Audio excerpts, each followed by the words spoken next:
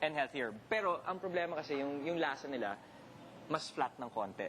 Kaya babawiin natin sa salsa, tsaka doon sa marinated steak natin. Okay, game. What do we do with this? Okay, this one, to prep it, okay, i-grill na lang natin muna siya. So, canola oil gagamitin natin.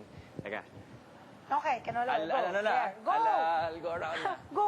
Gusto ko nga yun eh. Bakit Para canola nakatayo lang oil? ako Kasi dito. pagka when you cheat on a South Beach diet, kasi ang South Beach napaka-stricto. Now, if you want to cheat a bit, the oils that you're allowed to use are canola. I don't know why.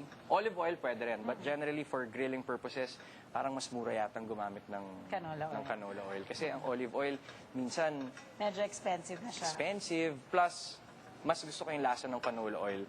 Mas close siya sa normal vegetable oil that we use. Okay, so painitin muna natin yung pan. Let's discuss. Merong second dish to.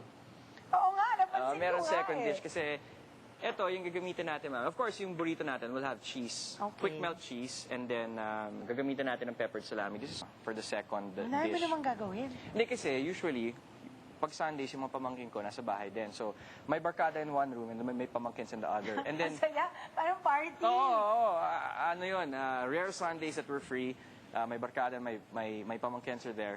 Ang burrito, hindi siya kid-friendly kasi ano siya makalat, and mabusisi gamitin. And then, if they go back to eating, to playing video games, ayoko madumihan The yung mga greasy, console. okay, greasy fingers. So, what we're gonna do is a pizza version, tortilla pizza version.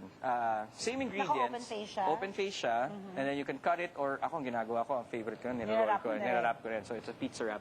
Instead of using a steak, kasi yung mga bata, minsan, ito, matigas nguyain minsan eh. Parang, Pag bata kasi gusto nagmamadali madali. lunok agad. So we'll use peppered salami Okay. and or any processed meat na that you Pwede find mga safe. ham. Yeah, Ham. pwede ham, pwede yung mga may nabibili sa grocery, mga pepperoni. Okay. I find it very convenient kasi The may lasa smaller na siya, ones. the smaller ones. Ano mo na lang siya. Okay. Kailangan gusto ko siya mainit na mainit kasi Okay. gusto ko yung medyo tostado yung sides. Ay, yun ang masarap. Actually, And then yun din it's ang juicy gusto in ko. the inside. Yes. So when you cut it up, may lasa siyang konting burnt meat. Smoky, May the smoky, smoky taste. Oh, yeah. Ayan, mausok-usok na siya. We just slap it on right there. Eto, meron ako narinig sa this is really interesting ah. Kasi ako rin, pag may gusto din akong pagkain, one particular dish, I can eat it each time. Siguro kala ko yun mga 3 beses. You know, I Pero tell you- ikaw, kaya mo na isang particular dish every meal time for a whole month? Kasi when I was a kid, mahirap daw akong pakainin, sabi ng mom ko. So what she does is, sorry feeling familiar na ako sa Go. kitchen mo. We'll just grate the cheese now. What my mom does is, teka, Meron siyang niluluto para sa'yo. meron siya niluluto sa akin, and then pagka sinabi kong nagustuhan ko, yun na yung kakainin ko every day. Every single meal You know, if I time? remember right, I was in 5th grade. Sabi ko, Ma'am, masarap yung kinain ko kanina, which was liver spread in pandesal. Grade 5 ako noon. High school na ako, yung pa rin yung almusal ko.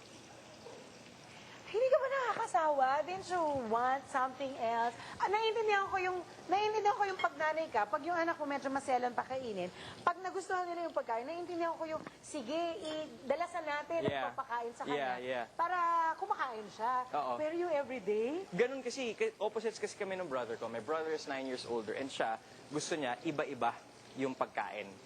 So, ang nangyayari, may tag-isa kaming ref sa bahay.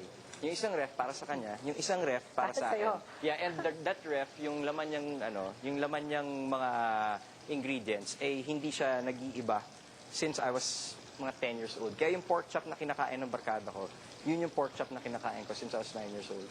parang may homegrown taste eh. Yeah. And ako, comfort food, yun yung kinakain ko. So, ang maganda dyan, since chef si Commander, nagsa-South Beach ako, nainis siya na nagde-date na kami kasi makulit ako dun sa mga restaurant.